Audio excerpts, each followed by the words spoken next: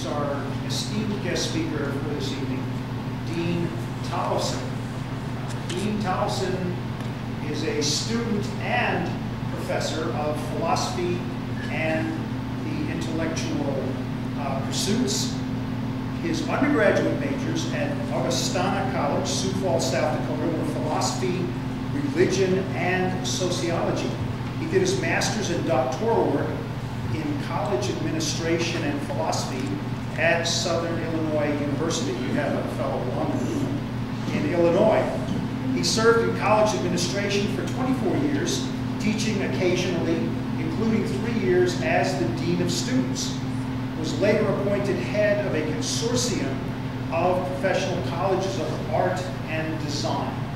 In his profession, inter-college community development, he was elected president of the National Consortium Council, 100 such consortia, which included about half the colleges and universities in the United States. A subsequent board of directors of the National Council awarded him an honorary doctorate for his leadership. He is a Reagan-era survivor, found work caring for his emeritus professor's uncle, who suffered from Alzheimer's disease for 2.5 years, and later taught philosophy again, most recently at Pikes Peak Community College. He currently serves as a community chaplain, responding to the needs of those 75%, that 75% of our community who are non-churched. I found that to be an amazing statistic in an evening dinner discussion with Dean. He officiates at weddings, memorial services, and dedications and baptisms. I'm sure we're in for a treat, and we'll look forward to some discussions afterwards. But please give a warm welcome to Dean Tollefson.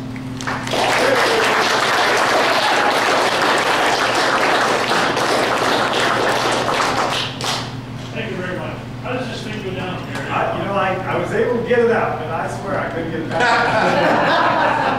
Anybody know how to work this chair? Yeah. It's stand up for a minute. I'll fold this.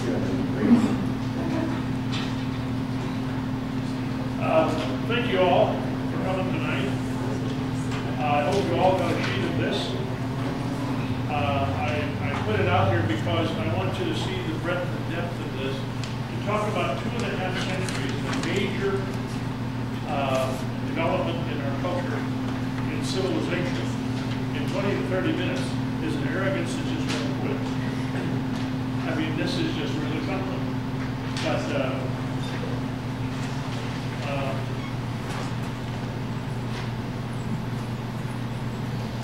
and I want to thank you all for coming tonight and for your interest in this subject.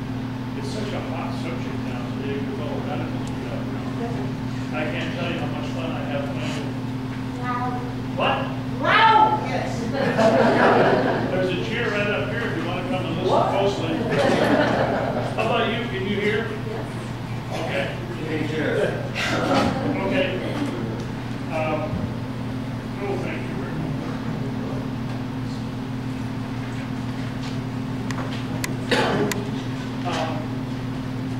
When you get to be my age, it's better to sit down and talk. I don't want to disappear. I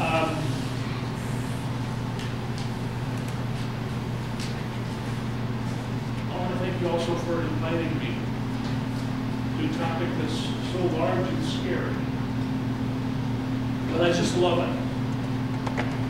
Because it pushes me right over the edge sometimes. But that's where our creativity is. Yeah, this is my wife up here, and she's going to keep me honest with regard to talking about a lot of things that people hear. Come up a little bit so we can see your face.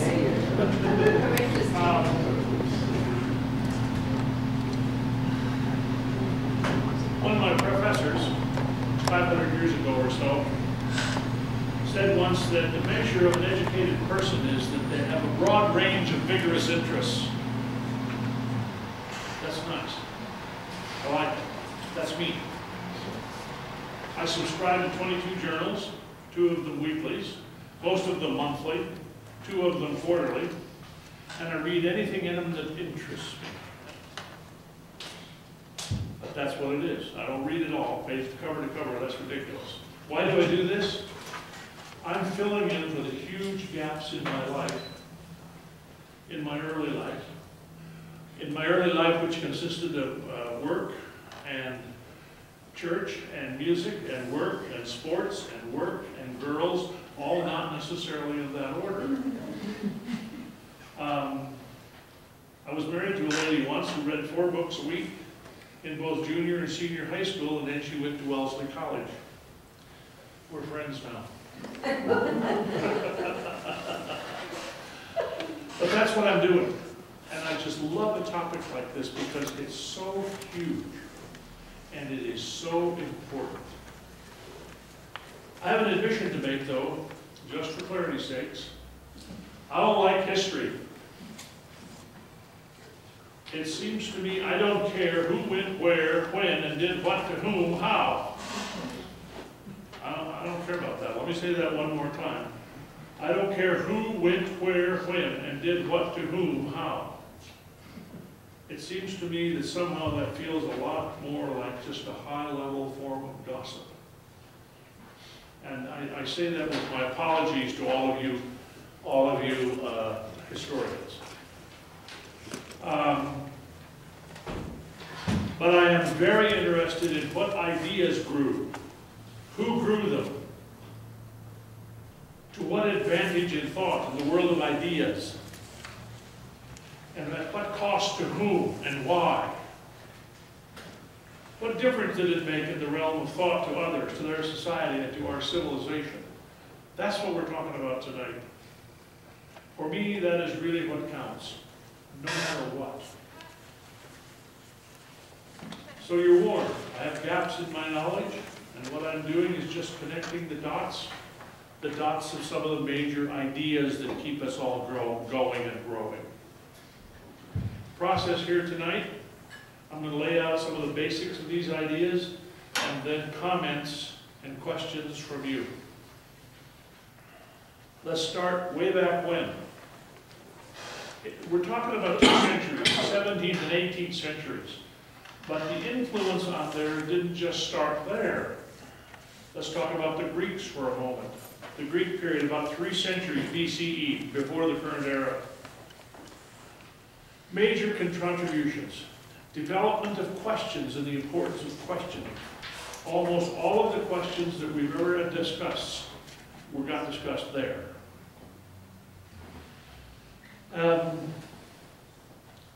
Wonderful stories, developed thinking, Socrates' conversations, they're wonderful. Aristotle's fallacies, oh boy, we run over those today. Plato's idealizations, and there was one of the problems. Because we inherited from the early Greeks its transcendentalism, and the other, of course, problem we inherited from them was the method problem, the epistemology question. What can you know and how can you know it? The age of reason and enlightenment ignored the former, the transcendentalism, and in a major way developed the latter. How do you know anything? Along comes the Christian era. Augustine wholly took over Plato's contributions, wholly with a W. Yeah. Changed the personages, the symbols, and pushed thought into the realm of the obtuse, the mystical, and the transcendental, even more so. Which made those 2 problems even worse for humanity to deal with. The result, we had almost 1,000 years of dark ages, which were evolved into high form in the high dark ages, which took 3 centuries to lift out of, the 13th, 14th, 15th centuries, at terrible cost.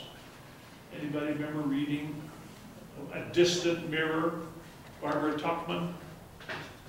Wonderful, terrible. The 13th century was just awful, and it was all religious warfare. One of the things I want to say here while I'm thinking about it is that you got to remember our founders knew about this history. Some of them lived in the middle of it. They were ambassadors and they were students of history. They knew how awful that was. And they wanted no part of it, and that's why you see some of the parts of our own Constitution. We'll be hitting that again and again. Something that we had to lift out of and get beyond. Yes, our founders had knowledge of the horrors of these centuries, and they had even witnessed some of it. It was all rooted in religious prejudice, arrogance, and blinding ignorance, hatred, and brutal power. Endless destruction resulted. Our founders wanted no part of that. And that's why you see it right off the bat in the First Amendment of the Bill of Rights. And so we begin with the modern era. We begin with Spinoza. Now in the sheet I gave you, you notice that Professor Ross Coors, a professor of history at the University of Pennsylvania, really good work. Yeah, we don't have one. Who doesn't have one of those? There's another one over here, Becky. Okay. Here's some up here. You guys come in, didn't pay attention. They're free thinkers, they don't always follow instructions. Don't always follow the rules, I know. Up here, Becky, too. I'm coming.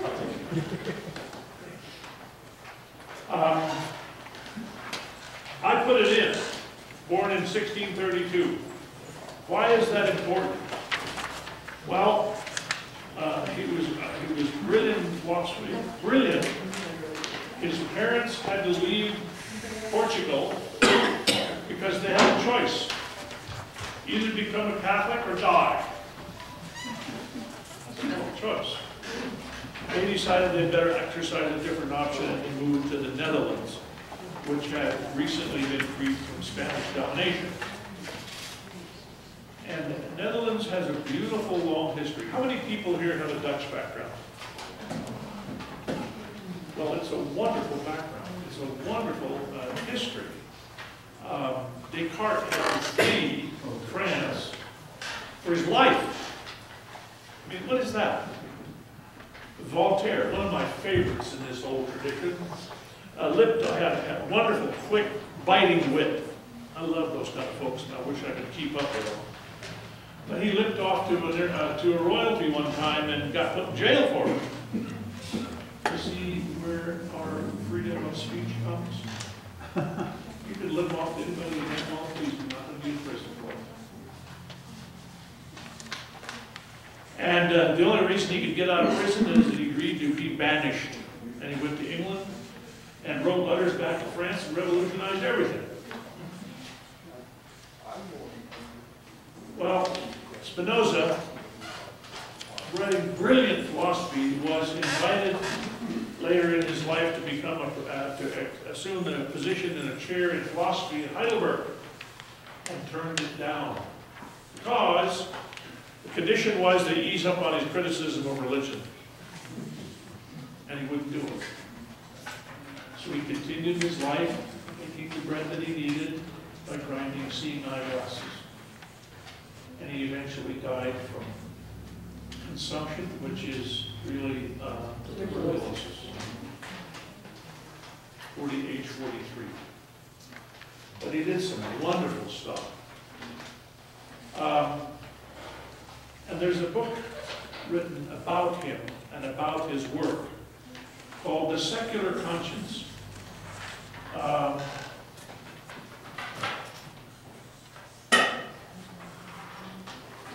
It's a wonderful book. It's just wonderful. I can't recommend it highly enough, because here it is. He discusses why we are important and should be heard in our beliefs, and why when we put them to work through government, we are doing the work of the Holy State. I want to read something about that.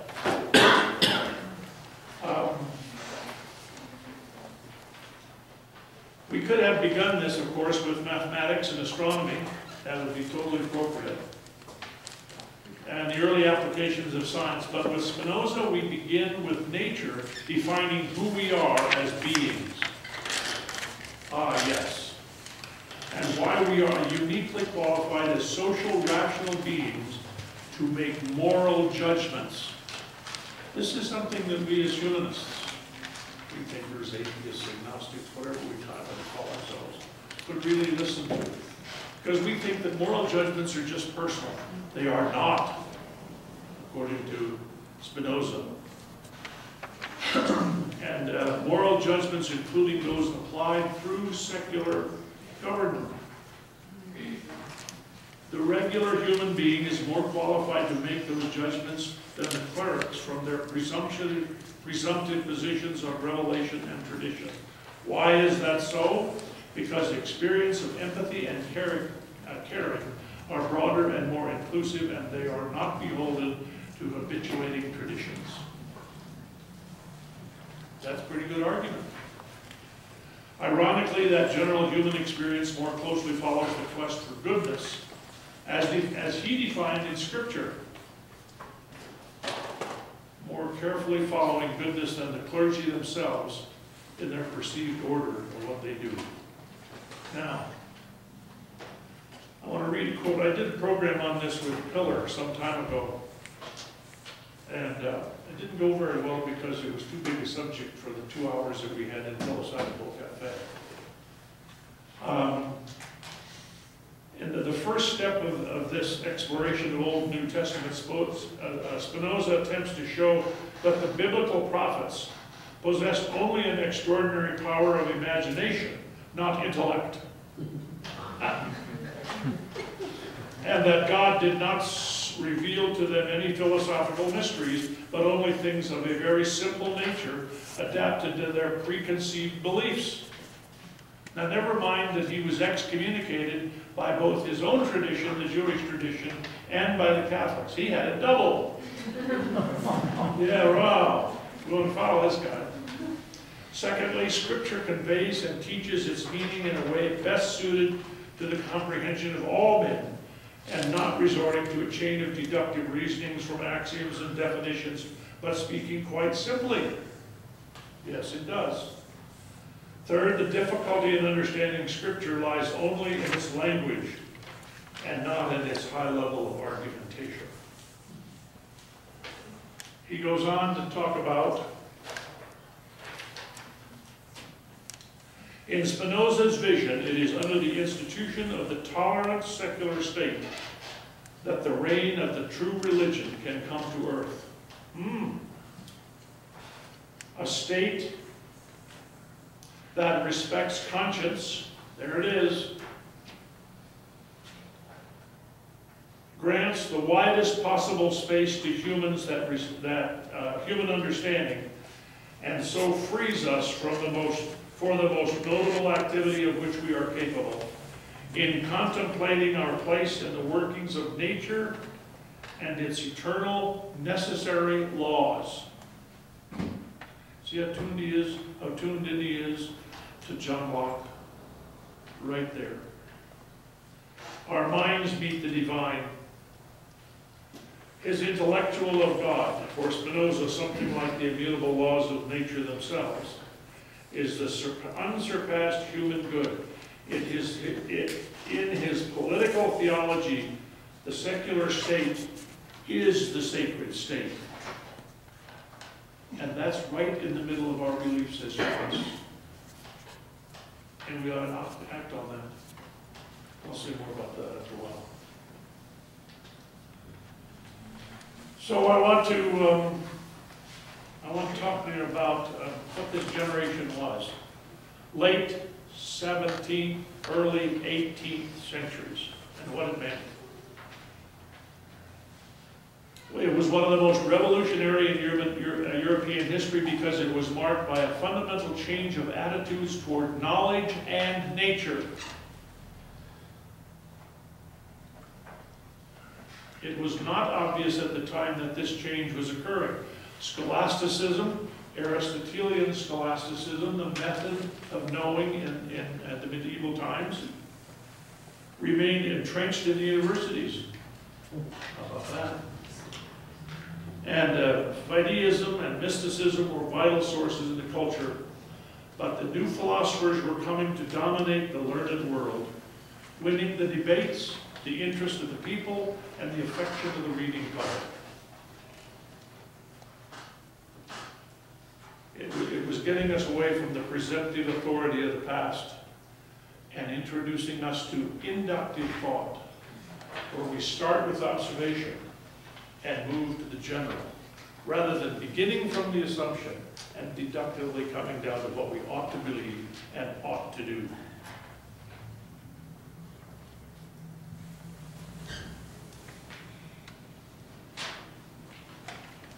The consequence of that and the use of the proper method altered both knowledge and human relationship to nature.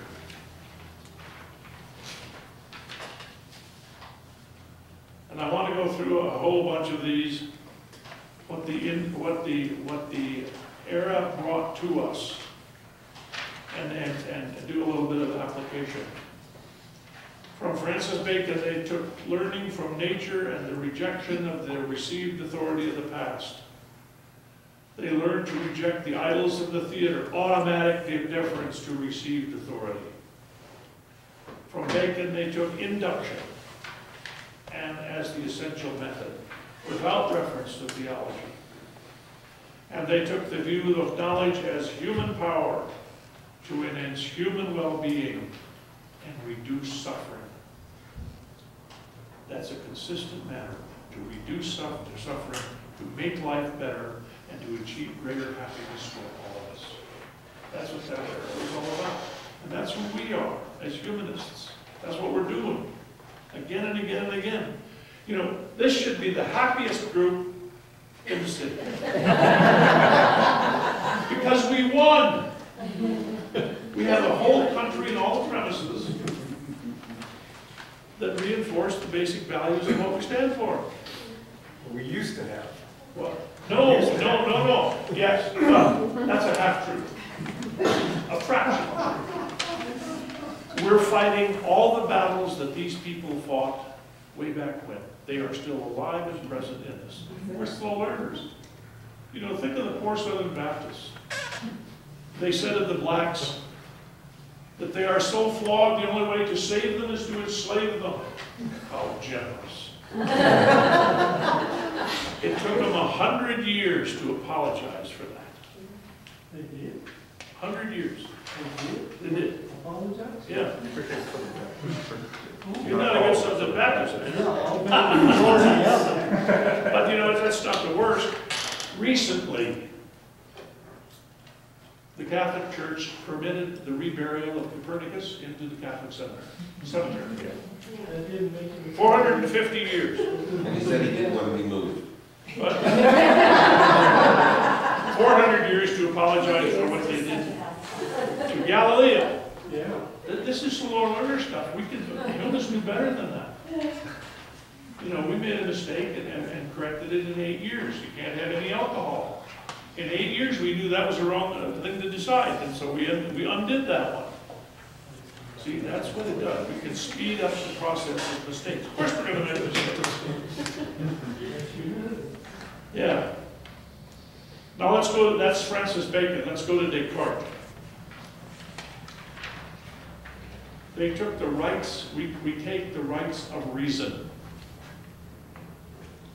They have emphasis the right of philosophy to begin in doubt. Any of you remember growing up in a religious background where doubt was really a bad thing to do? Unbelievable. I heard a good one on that recently. The opposite of faith is not doubt. It's certainty. Yeah. That's really it. So believe in nothing absent of rational conviction.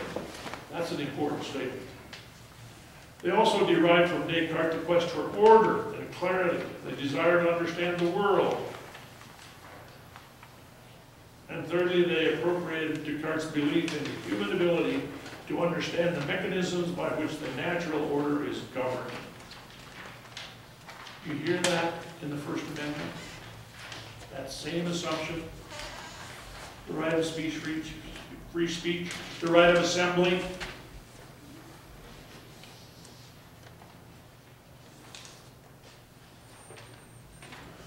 When I was teaching philosophy, I used to play with these ideas with students. It was so fun. We'd start in the unit on epistemology, and I say, I want you to think about the first time you were lied to, and you knew it. Well, of course, the obvious answer to that is Santa Claus. Santa Claus, exactly. And when was the second time? That was either teachers or parents. Wonderful.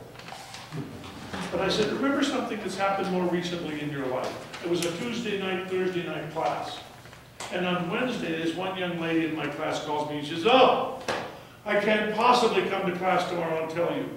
Why not? Well, because I'm engaged to this guy and I can never get kind of anything really solid. And you know, he has a lot of money, but it's tied up in Europe. And we're gonna have a big wedding at the Broadmoor. And we've already seen an architect about building a house out there. And he's teaching advanced students at the university. And it just never quite all came together. So I called up his mother. Good idea. And she says, dearie, there's not going to be any wedding at the Broadmoor. There's not going to be any house. He doesn't have any money in Europe or anywhere else. He doesn't teach at the university. He's a dishwasher at Thus and So Cafe. She said, I'm so devastated and so embarrassed I can't possibly come to class to say that. I understand that. So I said, oh no, please come to class, because two things will happen. One, you will find other people in that class of only 9, 10 students who have the same terrible experience from lies that you have had. You're not alone. And secondly, you'll make my class. It went, yeah. She did come. She found 2 people who did have that same kind of devastating experience, not identical, but in other ways. And thirdly, she made that class. Boy, did we have a lively class the rest of the time. People were connected. That's what lies do to us. And that's why the first order of business in the weddings I do is to ask the couple, is your loving honest? First question. So to Galileo, they took from him the freedom of natural philosophy. They looked to nature rather than to human books. The view that nature was mathematized. Yes. You can make sense of it that way. What can we know and how can we know it? The questions of epistemology. And it's odd the way all that happened. Because they were looking for a calendar that was reliable, and they couldn't rely on it on the old way, right? And so progress. From Newton. John Newton, they took the belief that nature was lawful in design. It has its own laws and it followed them. And that the human mind could understand these laws. And with an understanding the 3 laws of motion and the law of gravity, both central, celestial, and terrestrial physics fall into place. Nature is lawful and designed. We see through nature to nature's God. And even Butler, an English theologian, finally had to grant the premise that from nature itself is a proof of God's existence, which undercut everything that it had heretofore stood for and negated it. There is a new method that gets us beyond that. So, the rejection of presumptive authority, empiricism on all issues that are open to inquiry based on our experience, the quantification of matter, the naturalization of one's worldviews, refusing to attribute to physical phenomena the extra-natural causes. The challenges of these men to belief was marvelous.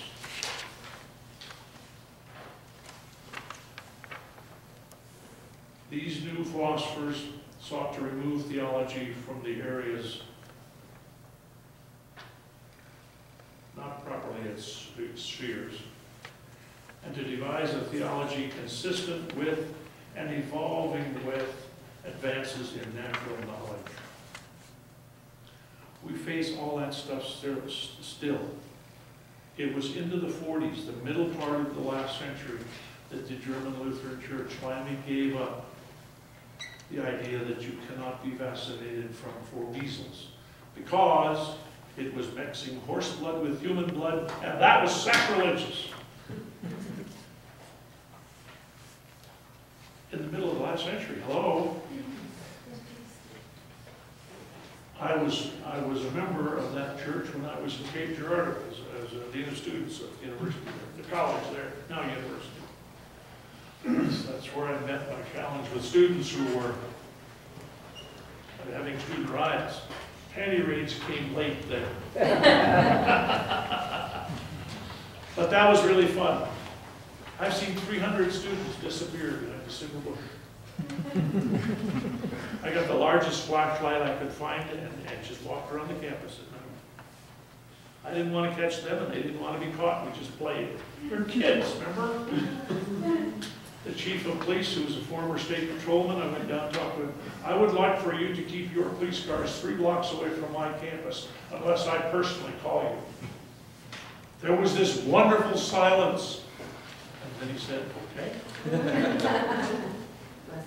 And he obeyed his, and I obeyed mine, and never called him. I told the campus photographer to buy 1,000 light bulbs and not one roll of film. No cause celebs. We use a lot of light bulbs. Do you know how a crowd fades in the presence of light bulbs? And we got good students involved doing good things. And that's what it's about. That's what taking responsibility for their own education. So what do we do with God? One of my professors, you know, when you're building a university in the middle of a pasture somewhere, way far away from anywhere, you better have pretty good faculty. And that's what Southern Illinois University did. Out in the beautiful, beautiful, beautiful country, lakes and forests and fields, and nothing else. So they imported all these really able teachers from all over everywhere. My faculty was out of NYU, Columbia, Yale, Princeton, Syracuse, University of Michigan, University of Chicago. I mean, I couldn't have had it better if I was at any one of those places. And one of those professors was Professor Henry Nelson Wyman out of the University of Chicago. Having completed 20 years there, he retired and he came to SIU. His book's The Source of Human Good, Man's Ultimate Commitment. His was a philosophy of religion, and he was one of the 2 principal theologians of the Unitarian Church in the last century. And his final book, The Empirical Theology of Henry Nelson Wyman. Can I say that again? The Empirical Theology of Henry Nelson Wyman. The source to goodness is to begin with appreciative understanding of another. No matter who. I really have to control myself when I'm talking to teabaggers and constitutionalists. That's a tough conversation. An appreciative understanding, that's patience. And with that, a creative interchange. Now those 2 premises, you see, are right in the middle of human interaction. Responsiveness and interaction and creativity. Progress. And then the third part of that is to change the meaning of the words. Use the words, have a different meaning. I use the word God all the time, but to me, the scribes got tired of writing 2 O's, so they just dropped one out. Right? This Wednesday night, our care and concern for our country and for the principles on which we stand And for an effort to advance that, we ought to call this a prayer meeting. Because this is appreciative understanding. I grew up in a family that was pretty religious. We'd say grace over morning cookies. And I couldn't sit down on a meal and still can't just start eating. I can't do that. So with the grandchildren, it's just wonderful. With my children and now more recently grandchildren. For life and health and every good. That's pretty humanistic, isn't it? And then we stop. What are you grateful for? Not thankful, grateful. And then here you come. And with the kids, you gotta watch it. I'm really grateful for the bicycle I'm going to get for Christmas. The messages come through, but did that? No. And what are you grateful for now? And here it comes. Wonderful messages from the children. And then we are most appreciative now. That's prayer. That's appreciative understanding. And we as humanists are smart enough to change the language so that we can use their language with a different meaning. That's exactly what the Christians did with Plato. And we ought to do it back to the Christians. They deserve it.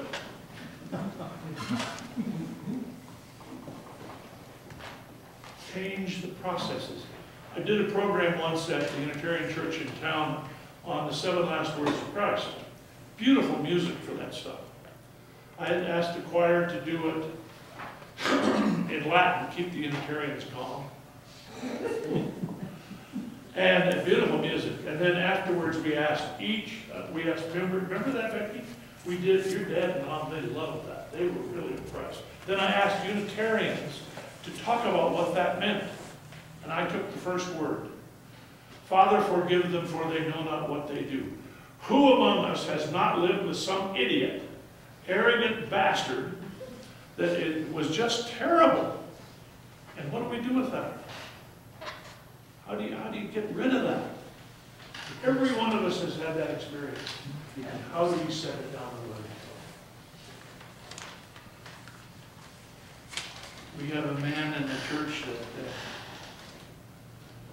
his whole demeanor is one of abandonment, forsakenness. Ever know anybody like that? That's terrible stuff in their life in which they just feel forsaken. I asked him to do the second word.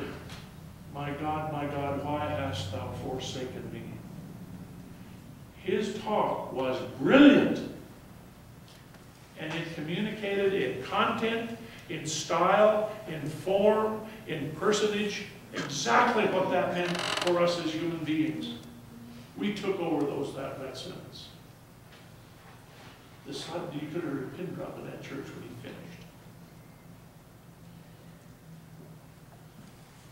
A young woman who had lost her only son, her only child.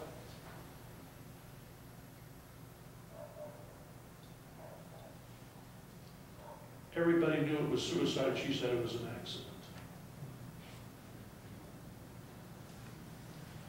Mother, behold thy son. Son, behold thy mother. Ooh. When she finished, you could hear a pin drop. We have to take over their language and their meanings and translate it to what we're doing. So that, because what people need right now is a consciousness of their needs. And we can translate that in the humanist tradition brilliantly. Young man in the church, boy, does he ever had a strong presence. Bald-headed, shaved head, solid jaw, his whole demeanor. Well, his father was a sergeant major. He had 30 years in the Army. I know where he got that. So I walked over to him, and I just hate what welcoming committees and churches do. We're so glad you're visiting us. You know, we're having a class start this week, and you could join the class and then become a member. That's terrible. That's unethical. You never use another as a means to your ends. That's Immanuel Kant. That's the first premise of his effort to build an ethic for democracy. Never use another as a means to your ends. When are we going to find another board chairman like the chairman used to be of Texaco? Our first business is serve the people. Not sell gas or oil, serve the people. Or the chairman of the board, Bendix, the bottom line is doing what we ought to do. The next to the bottom line is having the resources to do it. How many corporate execs do you know that talk like that anymore? And why are we in trouble? Because of that loss of ethics. And that as humanists, we got something to say about that. So I walked over to this young man and I said, "What are you doing here?" Just like that. I'm a former Marine officer. I could do that act. And he took the question. He said, I'm a former Roman Catholic, but I'm either going to become a Unitarian or a Buddhist. And I looked at him and I said, why don't you do both? It blew him right out the door. He thought everything was an either or. Never. It's a both and. And he studied everything from kingdom come. And he's still one of my dear friends. Well, that's the way we change language to our meetings. And we are in an ideal position in this city to do that. But advertise our meetings as a humanist prayer meeting. See how many people we get. And then you all understand what that's about. And then we talk about whatever we're going to talk about, like I'm talking about this tonight.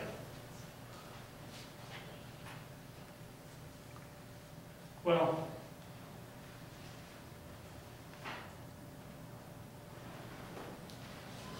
so let's do a conclusion here on what this is all about. Let's attempt to put this together and to see if we can settle into some basic ideas.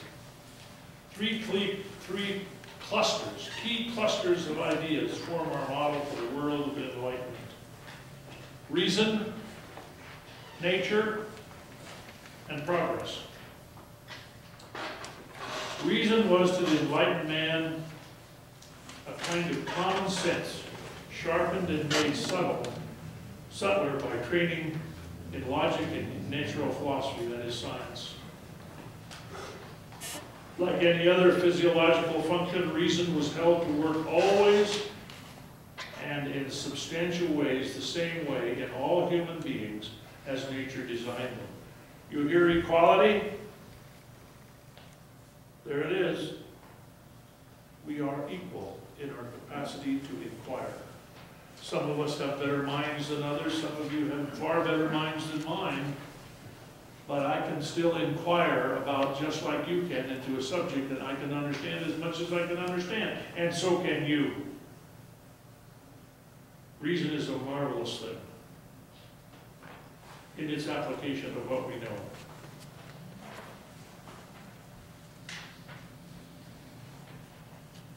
This happened in the Enlightenment eyes. Environmental conditions, institutional and cultural environment had in the West in the 18th century corrupted the normal physiological working of reason in most human beings. For this corruption, the 18th century held especially responsible for the wider cultural environment. That's what we do. Look at all the variety of interests we have here for the wide range of things that make things better. There sits my wife, very concerned about early childhood development. You know, wow.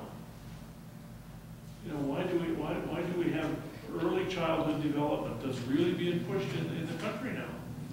To get the kids on the right foot, keep them out of trouble, and keep them learning and active and healthy. The church, the state, social and economic class, superstition, ignorance, prejudice, poverty, and all the vices all seem to work together to impede the proper functioning of reason. They have done just that. Wonderful story about District 20.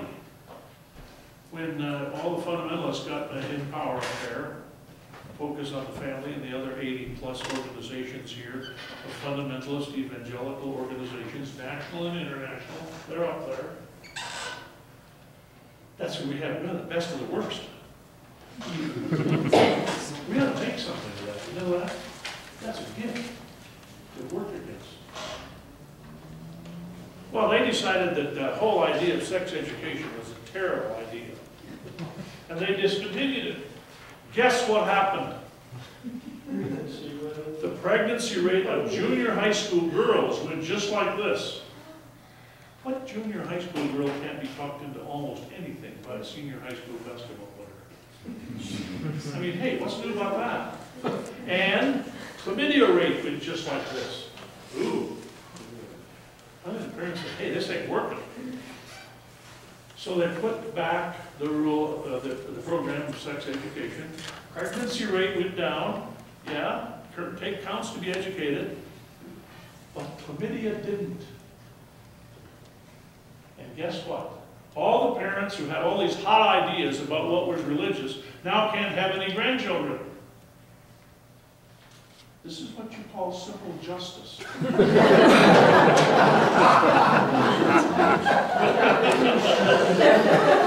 Yeah.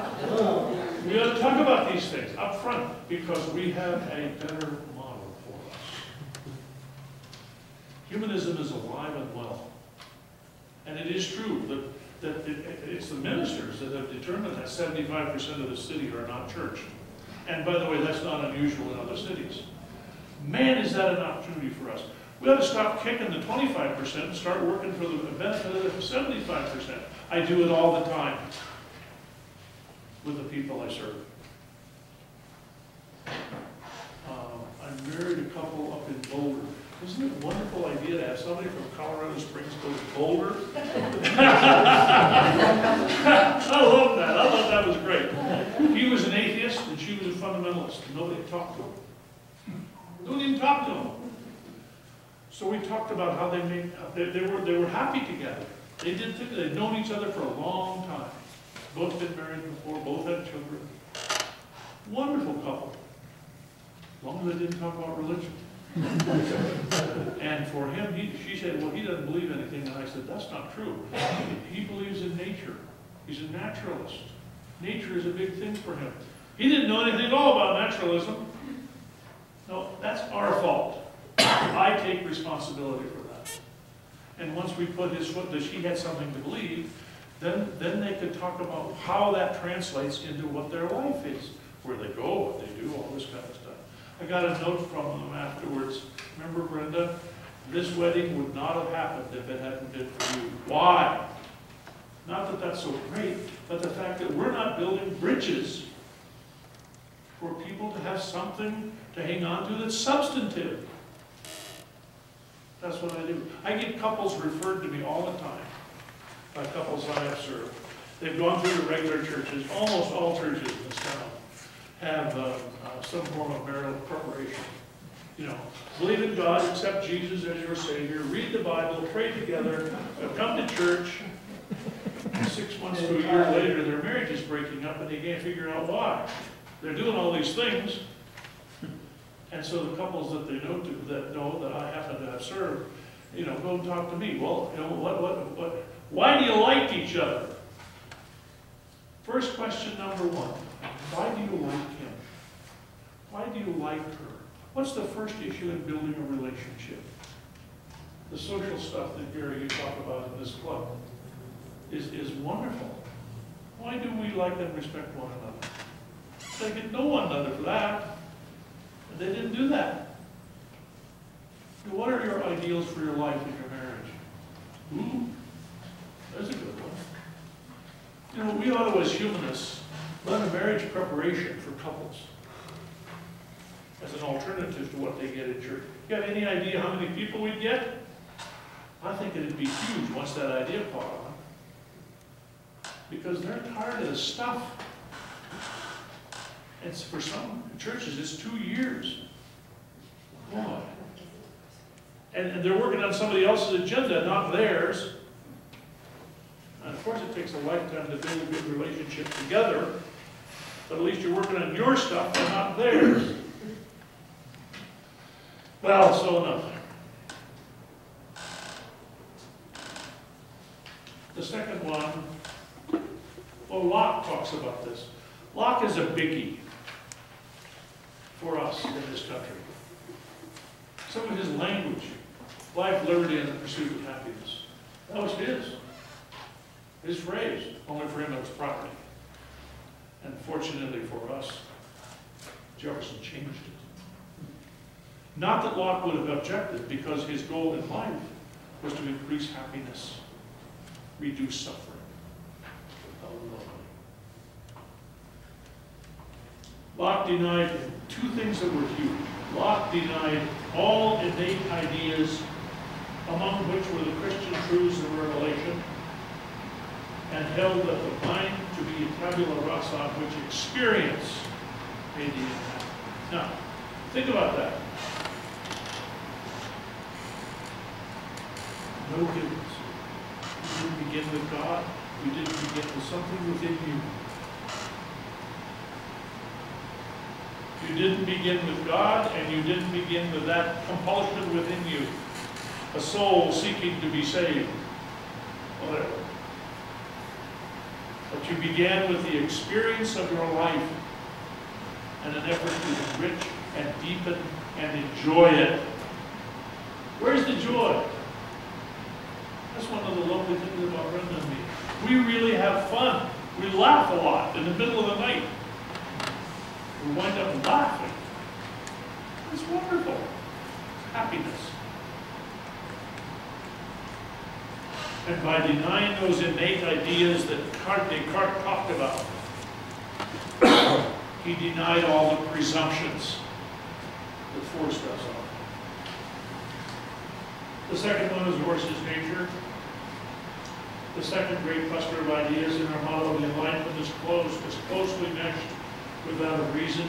In perhaps oversimplified terms, reason properly working enabled human beings to discover or rediscover nature beneath the concealing corruption of religion, social structure, convention, and indeed beneath the often misleading impressions of sense experience and properly organized by, improperly and yet organized by, improperly organized by reason.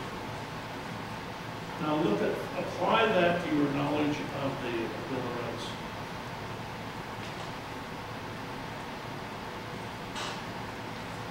The social structures, we create them.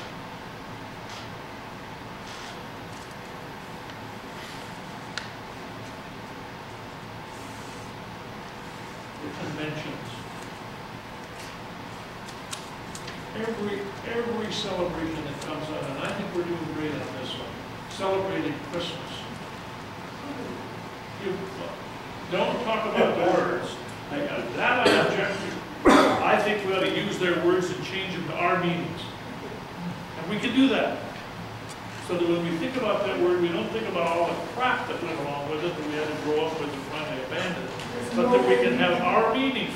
We won't have agreement on that. I'm just putting out mine because I'm sitting up here in your mouth. Well, so, I mean, all those issues. I mean, there's so many of them. Celebration a month on something that's deeply humanistic. I was surprised to learn in Japan that they do monthly fairs. Street fairs. Man, the stuff that's up on the, the Buddhist priests walk down the middle of the road, and everybody comes and they buy things, and it helps economics, and it has a fun time. It's community. It's community. Well, the respect for nature.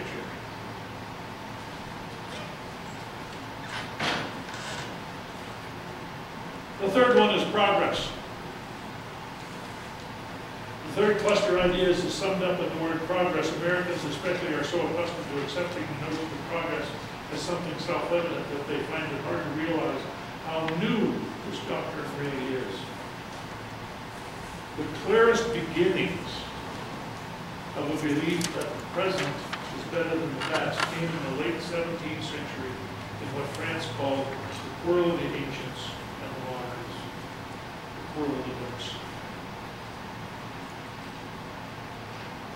The enlightened man tended toward a simple view that the progress is increasingly effective application of reason, with reason, of nature. Boy, is there a truth. I claim to be reasonably educated.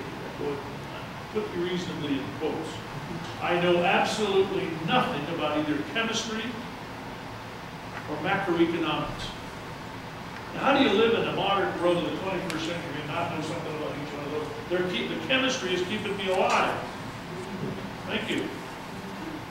I have a clue what that means. And macroeconomics, we're shooting ourselves in both feet by our bad economics. So to conclude here, between the 15th and 17th century, the West saw the emergence of a newly self-conscious and autonomous human being. And here's a description of us from foundations of the modern worldview. Curious about the world, confident in our own judgments, skeptical of orthodoxies,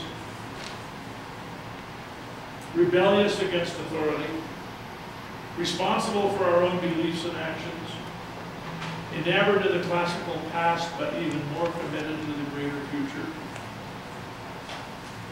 proud of our humanity, conscious of the distinction from nature, aware of the artistic powers that we have, and assured of our intellectual capacity to comprehend and control nature,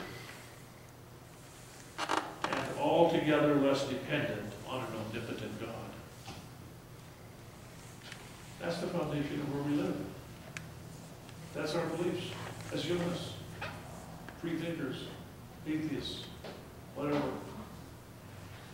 That's us. We won. We won.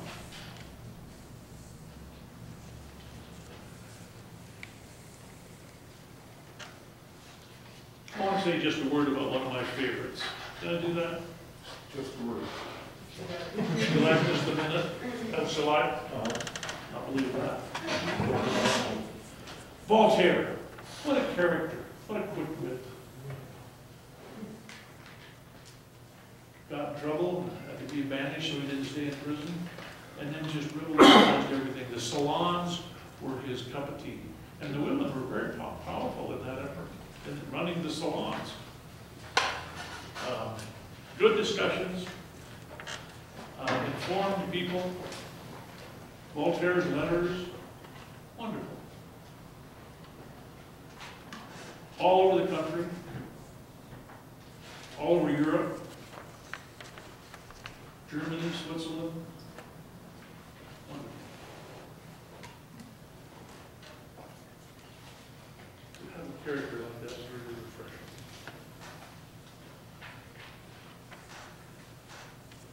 Finally, one of the fun things I do is to be a subscriber to teaching courses, the teaching company. Can't hear you. One of the fun things I do is to be a member of a teaching company with all of these courses. And yesterday, I got a thing in the mail.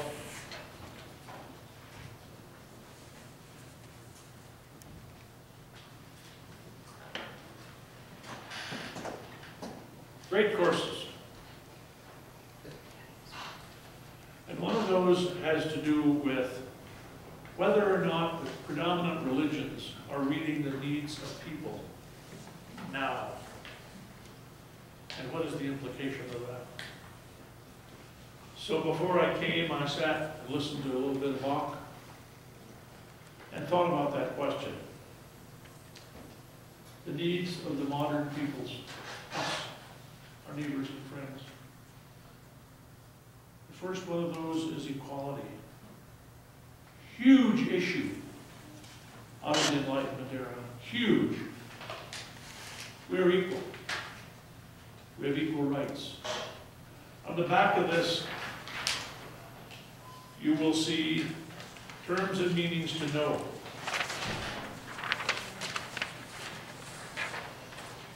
Individual conscience, social morality, that's right out of Spinoza. And this I wrote a number of years ago.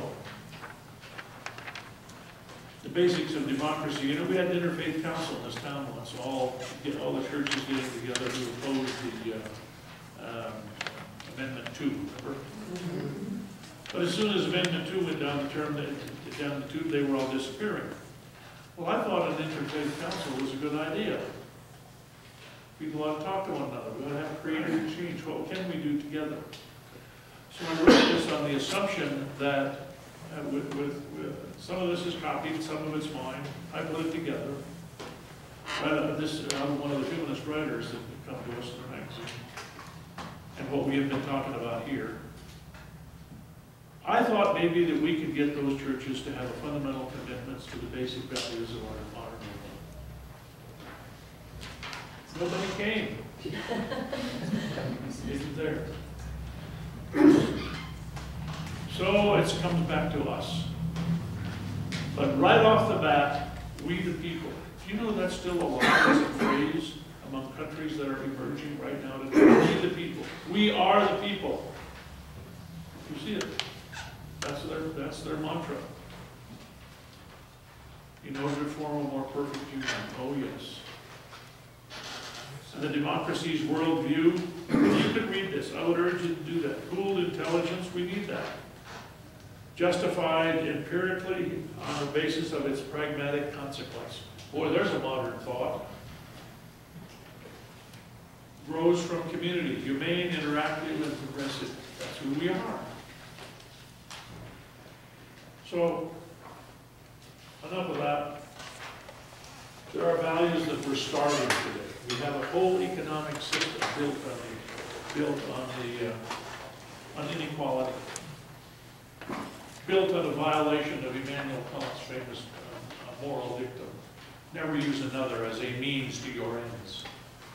We ought to go to work on that.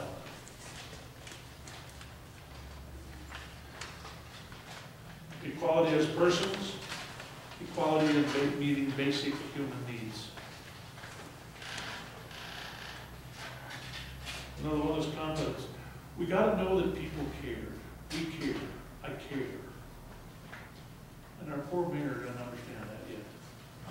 I'm hoping he'll grow. He could. He's been successful. So there's a brain there that understands that. Work. It's unbelievable that we're willing to send how many young people to prison? I was talking to the head of the Urban League, and he was telling me that 80% of the young men, 16 to 20, 80% think they're going to spend some time in prison. That just bowled me over. Do you know how much it costs to keep anybody in jail for a year? And yet we don't put that kind of money into something that gives them a job? Well, if we won, why don't we? Because I don't think that we have talked enough about that and gotten enough help to help us do it. So we haven't won yet. Yes, we have one. Ideologically, we have one. Ideologically, we have one. Humanism is where it's at, ideologically. Putting all that to work, my God. It wasn't until 1920 that we called women people, citizens. I was in South Dakota recently, and their legislature, like so many other states, are doing terrible things, along with their governor, to women. So I encouraged every woman I found in South Dakota that would listen, in groups of half a dozen, or more than a dozen, visit gun shows. You don't have, and with a message, I'm tired of being run over. For those gun nuts, that'll send a message. You don't have to buy anything. If you do buy anything, know how to use it, but you don't have to buy anything. But send a message. That's really important. Women are citizens. Why do we want to take away citizenship rights in violation of basics of who we are as people? It isn't a matter that the women want to have their way. I'm not sure that the feminist movement has helped us in this argument. But humanists can. Women are citizens. Thank you very much. You treat them as equals. Sometimes I wonder, would that it were so. I'd like to be more equal with them. So I think ideologically, Gary, we have one. We're still figuring out how to put it all to work. You haven't won until you put it No, in. no, I don't like the negativity in that, and I think that kind of stuff is destructive.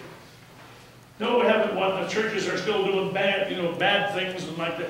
Who wants to come and be around those kind of folks? I want us to have a positive attitude toward the glories of what we are, namely humanists. And we have a good message, and it has a long history, and we have a country that reflects it, and now let's put it all to work more so. And you know, we're not doing bad. We can even give the German Lutherans, shots now for measles. And, you know, we are doing better. The Supreme Court had to slap down one of our own people who now wants to sell the Memorial Hospital because he can make a few bucks. Dumb idea. So you see, I mean, it's a fight every day. It is a fight every day here. And I'm doing my thing, and I hope you are. But Freedom isn't freedom. yeah. Enough of me. Thank you for your patience. Thank you very much.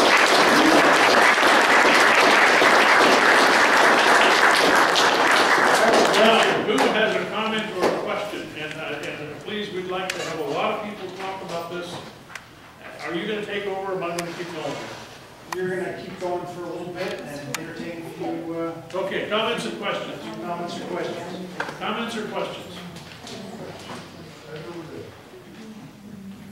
Yeah, Garrett. You talked before? I have talked before. I have a hard time not. The Constitution had all kinds of language in it about equality, and yet the drafters of the Constitution were slaveholders. And they denied civil rights to women. And blacks. And, well, yeah, and blacks. And yet they put the language in there that said we're equal. And you're asserting that they got that language from the philosophers who came before them. Locke especially. And so they put the language in there, but they didn't do it. They didn't live up to it. Well, oh, poor me, huh? Oh dear. Were they hypocrites? They're not perfect. Were they What is new hypocrites? about that? Were they hypocrites? They were doing the best they could, and that's what we ought to do. Okay. And that's what we ought to do, and then that includes having a very positive attitude toward the great things that we have in humanism. The basic understandings that are decent. We haven't figured out how to do all that yet. So, well, yeah. Since we've won, maybe we're fighting the wrong battle. Because what I see the battle is humans against corporations. Yeah. Corporations are now define themselves in legal means as people, not humans, but people. Good And therein lies the problem.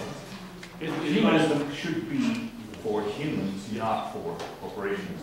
And that battle is not being fought because a lot of people are being misdirected to the economy or wars or religious conflicts or abortion. I mean, all these thousands of things that are out there are to deflect people to get together and stop what's going on in the corporatization of the world. Knowing that, and I agree with you, knowing that, we can walk and chew gum.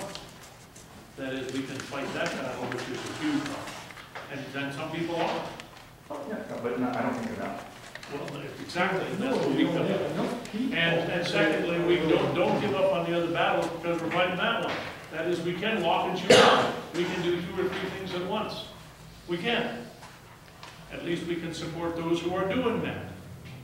Brenda gets after me for the number of people that are sending me letters for money. There's 2 answers to that, by the way. One is to send them a little as you're able, more if you can. But they get more money when they know they have more support. So I support a lot of organizations with little tiny amounts, 10, 15, 20, 25 bucks. Because I count as a supporter, and that helps them get bigger money. And I would urge that on as many of you as can. Don't have to send them a lot, just be there. Yes, and others. Good point. Others. Comments, questions? I wonder if the real problem we might be facing is corruption. Because the corporations couldn't be doing what they're doing without the ability to pay our representatives. And with your earlier discussion with Gary and the Constitution, the Founding Fathers, or the guys who wrote that Constitution, appeared to have done this really strange thing by putting in this language about equality and saying they wanted this stuff, but while at the same time allowing slavery to continue to go on and other things. But by setting up the Constitution, they kind of got everything pointed in that direction. And it took, you know, a couple hundred years and a civil war before the slaves were freed. And I think the system was kind of working pretty well. I mean, it's slow and painful. But it appeared, I wonder if now that the problem is not that this system has been successfully bypassed through this corruption that everyone accepts as campaign contributions. It allows anyone, even foreign governments, can you know, pay our representatives to represent them, which is just, I mean, it's hard to imagine anything less democratic or less reasonable. And equal, because we don't have a vote, our vote doesn't count anymore. Because we don't have When you anywhere make that near the argument- money Exactly. to be able to pay out the people we're already paying. When to you make represent us. that argument, Mr. Groff, be careful that you don't throw the baby out with the bathwater. Because that's where that argument goes. Because we're not perfect, we can't do anything. I don't mean to suggest that. Good. What I think I'm trying to say is, if you're a physician and some guy comes to you and he's sick, there's a couple of ways to approach it. You can say, oh, well, he's got, you know, I don't know, he's got symptoms, and you can treat the signs and symptoms. But what you really want to do is identify a definitive solution. You want to cure the problem. You want to find the problem that really is the source of all of the other problems. And if you look at what's happening today, there's a lot of evidence to suggest that the fact that our representatives, quote unquote, can take money from people with conflicts of interest in their votes, that certainly appears as if it might be a definitive solution to end that, and we end a lot of the other stuff. If there is anything in the history that we just have talked about all too briefly, it's that there is never a single cause. Causes are plural. And to say that some one thing is just awful and infects all the rest of them, everything affects everything else. This facilitates. It facilitates so the any question- of these dirty deals you want to try. What?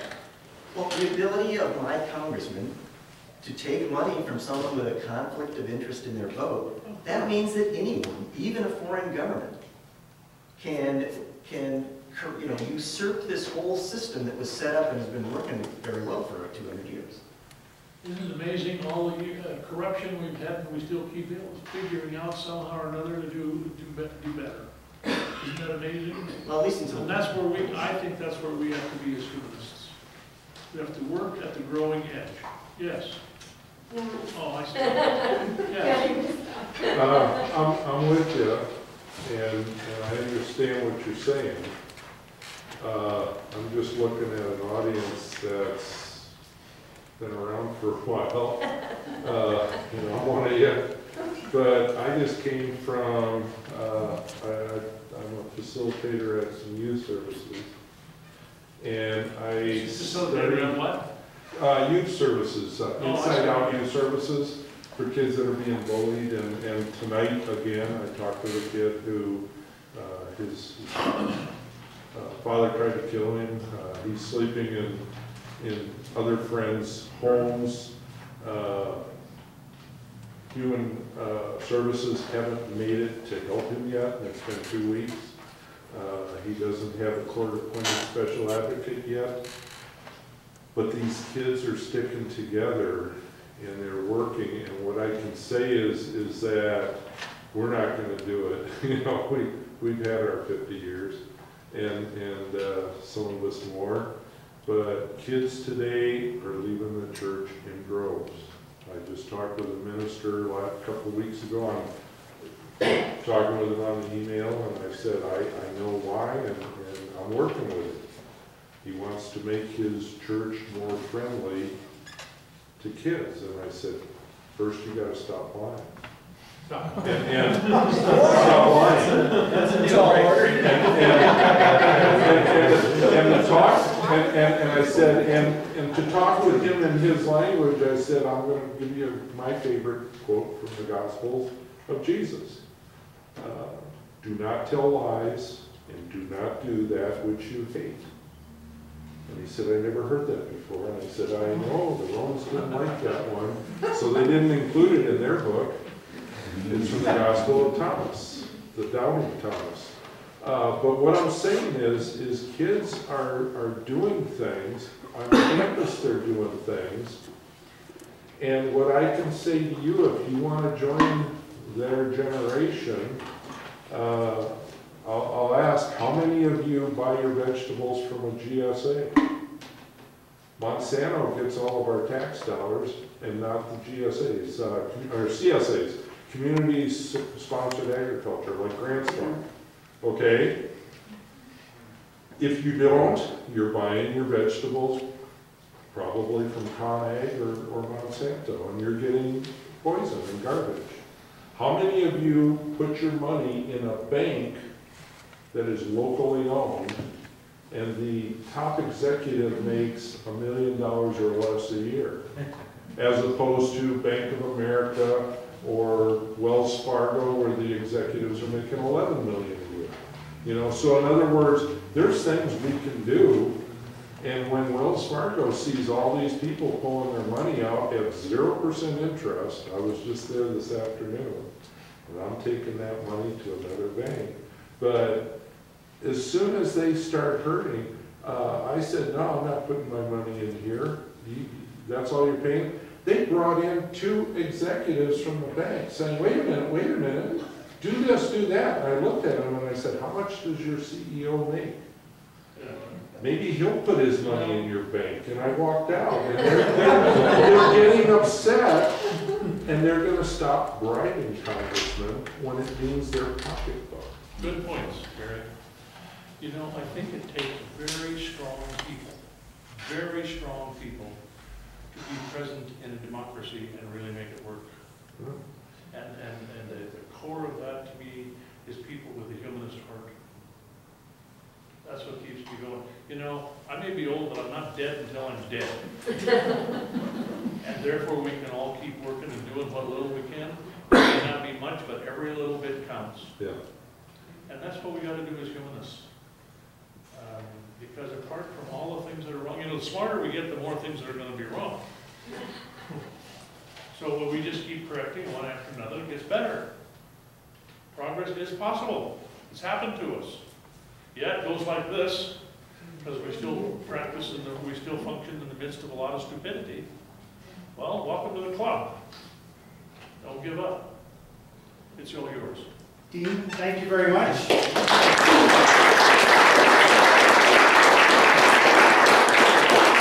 certainly appreciate your sharing some of your knowledge and wisdom with us tonight.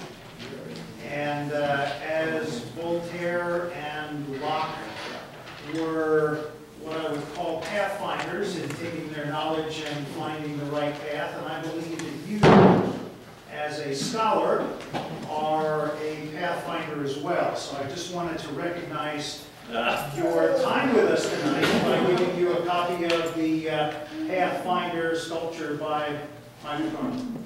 Thank you. Yes, sir. Thank That you looks like again. Daniel Boone.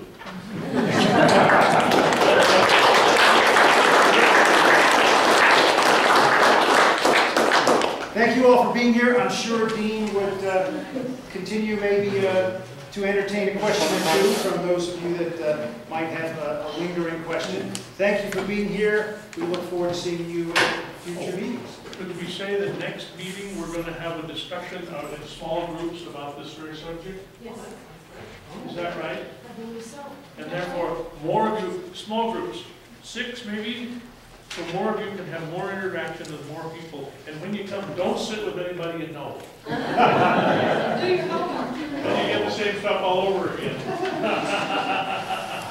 Thank you.